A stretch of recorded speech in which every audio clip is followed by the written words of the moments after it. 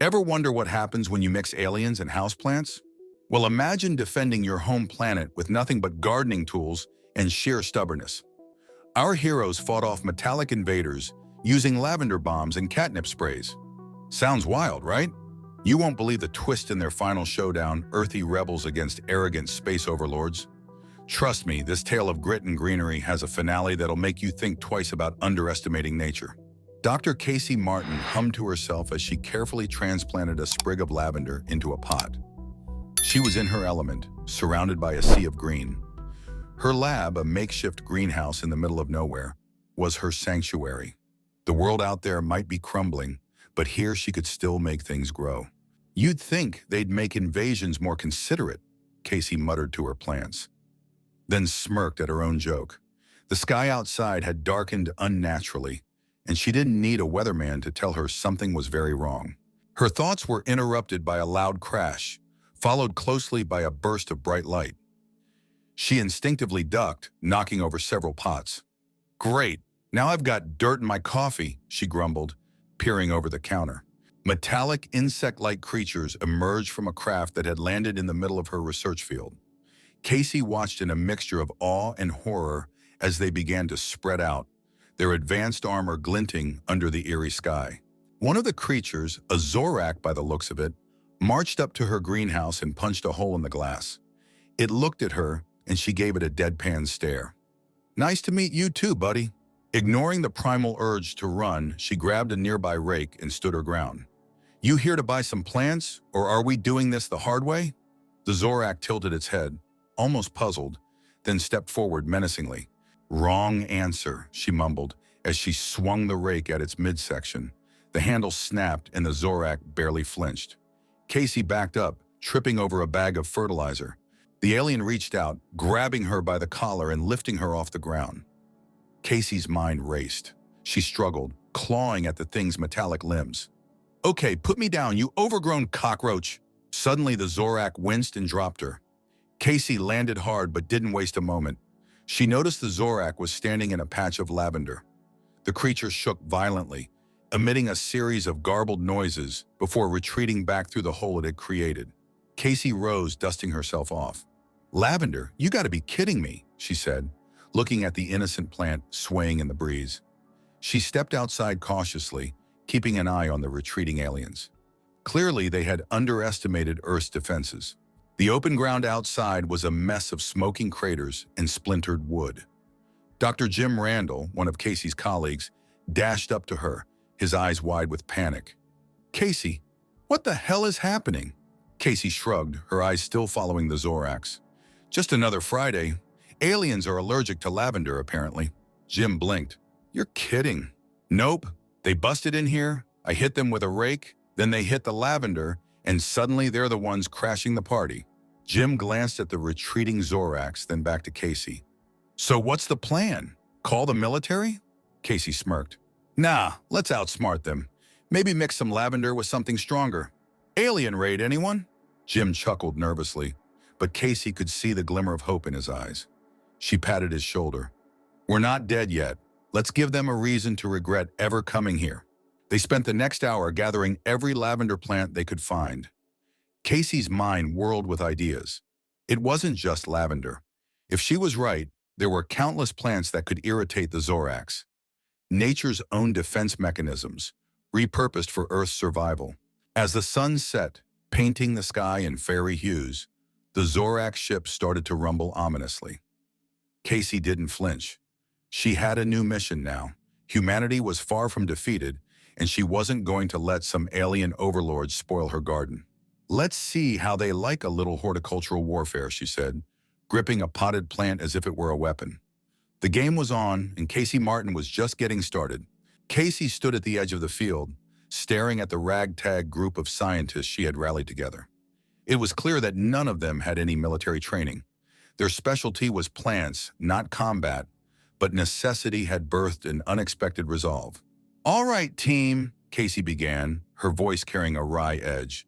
"We're about to give a whole new meaning to going green. If lavender made them sneeze, imagine what a full-on botanical assault can do." She held up a potted plant like it was Excalibur. "Today we fight dirty, literally. Dr. Jim Randall raised his hand. Casey, what if this doesn't work? Casey chuckled darkly. Then I guess we're compost. But I have a feeling these aliens are in for a surprise. They spent the next few hours experimenting. Lavender was a hit, but other common plants showed promise too. Poison ivy caused severe reactions, while certain flowers seemed to induce frantic scratching among the Zorax. Casey's favorite discovery was that catnip made them uncontrollably dizzy. During a brief break, Casey sipped at her lukewarm coffee, studying the sunset. How ironic that Earth's salvation might lie in her very profession, botany. She turned to Jim. You know, we might just save the world with houseplants. Think they'll print that in the history books? Jim laughed, a sound that seemed rare since the invasion. We'll be heroes, the gardeners of doom. Casey nodded thoughtfully. Yeah, heroes with dirt under our nails and sap on our hands. Let's give the Zorax a gardening lesson they won't forget. As the night approached, the group set their traps around the perimeter of the greenhouse. They rigged sprayers with plant extracts and laid out trails of poisoned ivy. Each of them held a potted plant like a weapon, ready to unleash a green fury on the Zorak invaders. It wasn't long before the ground shook with the approach of Zorak patrols. Their metallic footsteps echoed ominously in the still night. Casey tightened her grip on a spray bottle filled with catnip extract. All right, team, remember your training. And by that I mean, don't get killed. The Zorax arrived in formation, their advanced weapons gleaming in the moonlight. Casey watched from behind a thick hedge, her heart pounding. The lead Zorax stepped forward, scanning the area with its mechanical eyes. Casey took a deep breath. Let's dance, she whispered, then sprang from cover, spraying the catnip extract straight into the Zorak commander's face. The alien stumbled backward, its movements erratic. It twitched and dropped its weapon, clutching its head. The other Zorax hesitated for a split second, just enough time for Casey's team to strike. Lavender bombs went off, filling the air with a sweet purple haze. The aliens' confusion turned to chaos as they clawed at the air, trying to escape the invisible assault. Dr. Jim hurled a pot of poison ivy into the melee, its leaves scraping against exposed Zorak skin. The aliens howled, their exoskeletons no match for Earth's natural irritants. Casey couldn't help but laugh. Welcome to Earth, you allergic junk piles! The battle raged, but Casey's team held their ground. The Zorax, unprepared and overwhelmed, began to retreat. She could see General Zalox at the edge of the fray, his cold eyes narrowing at the unexpected resistance. Zalox stepped forward, steady amidst the chaos. Human, he called out, his voice metallic and menacing. This defiance is pointless. Surrender now, and your suffering will be minimal. Casey sauntered up to the barrier of falling aliens, her dark humor bubbling to the surface. You messed with the wrong planet, Tinhead. We don't surrender, we adapt. Zalox's eyes flickered with something resembling respect, then cold determination. This is not the end, human. We will return. Casey met his gaze unflinchingly. Bring it on. We've got a whole garden of surprises waiting for you. As the Zorax retreated, nursing their wounds and egos, Casey's team shared a moment of triumph. She knew the battle was far from over, but tonight they had won a crucial victory. They had shown that humans, with their wit and will, could stand against the galaxy's greatest threats, and do it with style. Casey couldn't sleep, though exhaustion weighed on her. She stared at the ceiling of the greenhouse, the hum of makeshift generators filling the quiet night. She replayed the day's events, trying to find cracks in their plan, preparing for the next strike. Turning gardeners into soldiers. What a world, she muttered to herself. Outside, the greenhouse glowed softly. Casey stepped out, the cool night air wrapping around her like a blanket. In the dim light, she saw her team sprawled around a campfire, trying to catch some rest.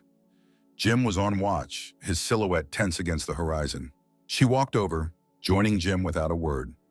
They stood silently for a moment, watching the sky, half expecting another Zorak ship to blot out the stars. Do you think we really have a chance? Jim asked, breaking the silence, his voice a low murmur.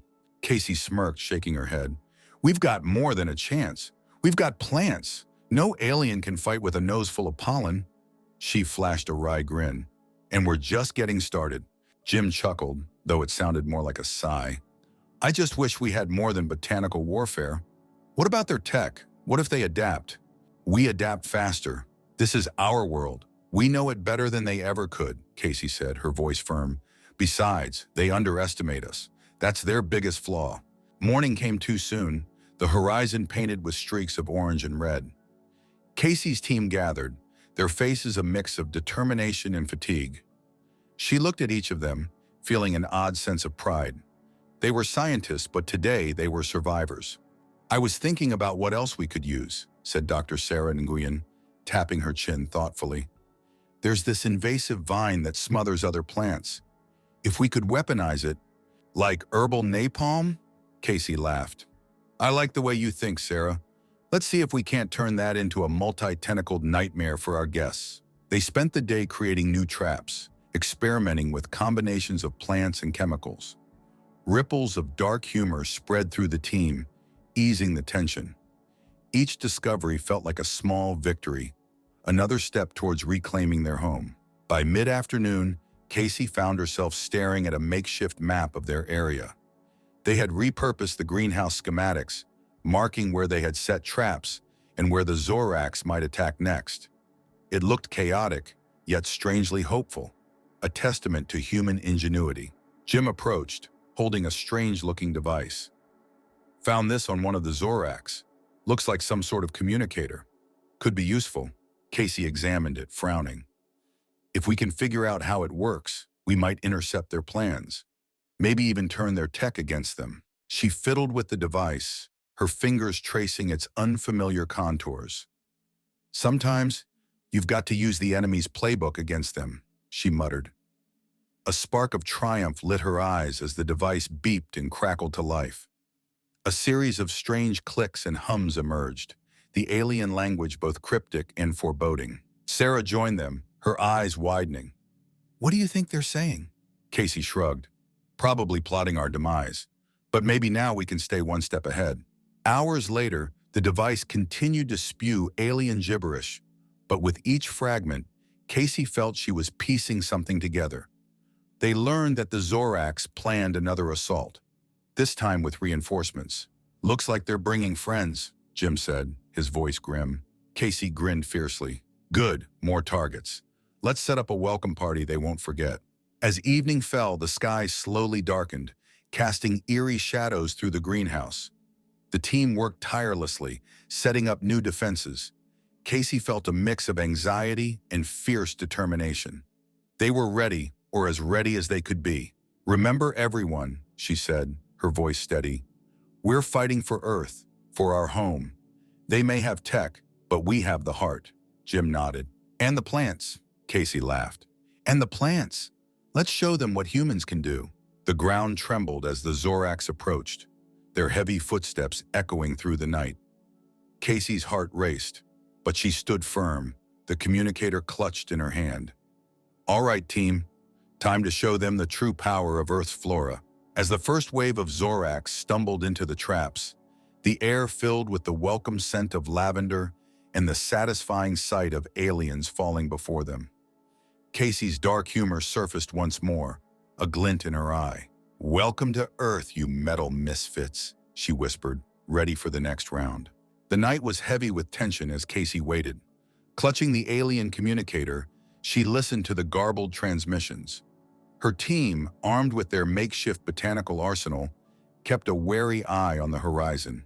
If I survive this, I'm taking a vacation in my own backyard, Casey muttered, eyes scanning the darkness.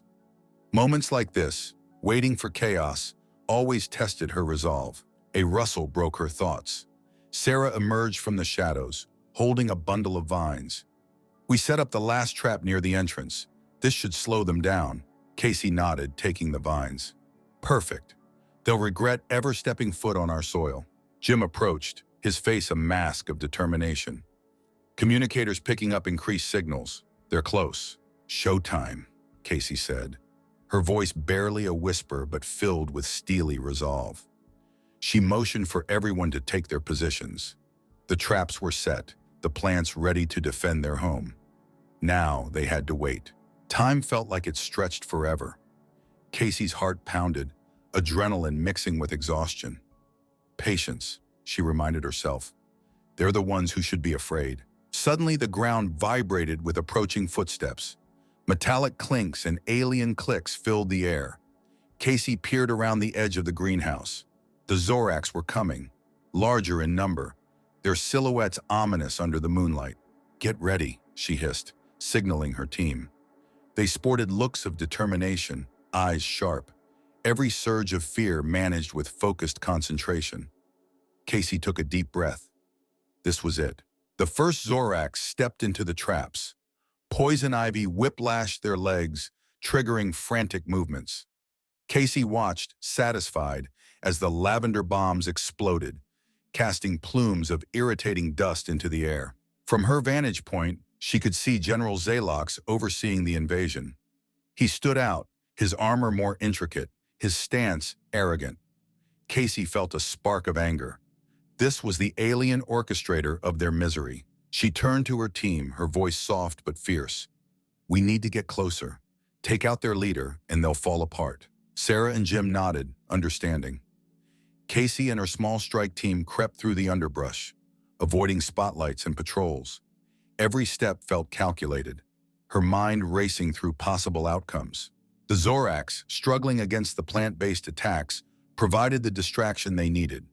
Casey and Jim flanked around a hedge, now face to face with the towering figure of General Zalox. Zalox's eyes glinted maliciously, his voice dripping with disdain. "Human stubbornness is futile. Surrender and I may spare you." Casey smiled grimly. "Here's the thing. We don't like to surrender. We like to win." She threw a vial, which shattered at Zalox's feet. A burst of catnip powder enveloped him. The alien general staggered, disoriented, as Jim lunged, slashing at joints with a repurposed pruning tool. Zalox roared, fighting back, but he was slower, less coordinated. Casey seized the moment and sprayed a concentrated pest-repellent mix directly at his face. Zalox snarled, his movements jerky and erratic. Struggling to maintain control, he glared at Casey. "You are nothing but pests." Casey met his gaze evenly, her dark humor creeping into her words. "Ever heard of guerrilla gardening? We humans are full of surprises." Sarah darted forward, wrapping Zalox's legs with the invasive vine, pulling tight. The alien general crashed to the ground. Groans and clicks of alien confusion erupted around them. Casey stood over Zalox, panting but triumphant. "Earth isn't yours to take," she said, each word a nail in his coffin. "Go back to wherever you came from and tell them what humanity is made of." With a final, desperate thrash, Zalox tried to rise but was held down by the relentless vines and the debilitating effects of their botanical arsenal. He clicked a sequence on his wrist console, and the remaining Zoracs began to retreat, dragging their wounded, defeated leader. Casey watched in silence as they fled, the weight of victory beginning to settle on her shoulders. Her team slowly gathered around, a mix of exhaustion and relief etched on their faces. "Looks like the Garden of Doom worked," Sarah said, her voice light but tinged with disbelief. Casey smirked, wiping sweat from her brow. "Told you, plants never let you down. Let's finish securing the area and regroup. We've got a lot to sort out, and maybe, just maybe, we can start hoping again." They moved methodically, ensuring no alien presence remained, their minds already shifting from survival to rebuilding. The night had brought them the showdown, but the dawn would bring the triumph. They survived, fought back with intelligence and wit, and had lived to see another sunrise. The first light of dawn painted the horizon in soft hues of pink and orange. Casey stood at the edge of the field, looking over the remnants of their battle. The air was still, save for the occasional rustle of leaves, now silent witnesses to their victory. Jim approached, carrying a bundle of supplies. He handed Casey a steaming cup of coffee. "Figured you might need this." Casey accepted it gratefully, wrapping her hands around the warm mug. "Thanks, Jim. To think we survived an alien invasion with plants." She took a sip, savoring the taste. "Not bad for a bunch of gardeners." Jim chuckled. "Guess we're not just gardeners anymore. We're warriors, green-thumbed warriors." Casey smiled, the weight of recent events settling on her. Her team emerged from their makeshift shelters, their faces marked by exhaustion and pride. These weren't just scientists, they were survivors. Sarah joined them, holding a sprout tenderly. I think we should keep this as a reminder, she said, a soft smile on her lips, a symbol of our resilience. Casey looked at the sprout, her dark humor surfacing, a fitting symbol. From now on, let's call it the Defiance Plant. The team laughed, a sound that felt rare yet renewing. They began to pick up the pieces, clearing the wreckage and tending to the surviving plants. Each action, no matter how small, felt like a step toward reclaiming their world. Hours passed and the landscape slowly transformed. The scars of battle remained, but so did signs of life, proof that the earth would heal just as they would. Casey scanned the field, her thoughts lingering on General Zalox in his retreat. Jim walked up looking serious. We've got to prepare. They'll be back, probably with more firepower. Casey nodded. True, but we'll be ready. We've seen their weakness. Next time, we'll be stronger. She looked at her team. This doesn't end here. We're a spark. Let's ignite a fire across the world. The group gathered, Casey's words stirring something deep within them. They had faced the unimaginable and emerged victorious. Now it was time to ensure that their victory would echo beyond this battle. We need to spread the word, Sarah said. Show others how to fight back using what we've learned. We might just stand a chance if we unite, Casey agreed. We'll be the botanists of rebellion. We'll teach the world to fight with what we have. She laughed. Imagine an army armed with dandelions and poison ivy. They won't know what hit them. The evening drew close and the first stars began to sparkle in the clear sky. Casey sat by a small fire, her mind a whirl of thoughts. The communicator lay beside her, now silent, but still a powerful tool. She picked it up, contemplating its potential in the next steps. Jim sat down next to her. Penny for your thoughts? Casey smirked. Just thinking about how we can turn this to our advantage. The Zorax will return, but maybe we can intercept their plans. Maybe even disrupt their operations beyond Earth. Jim looked thoughtful. Offense instead of defense. Makes sense.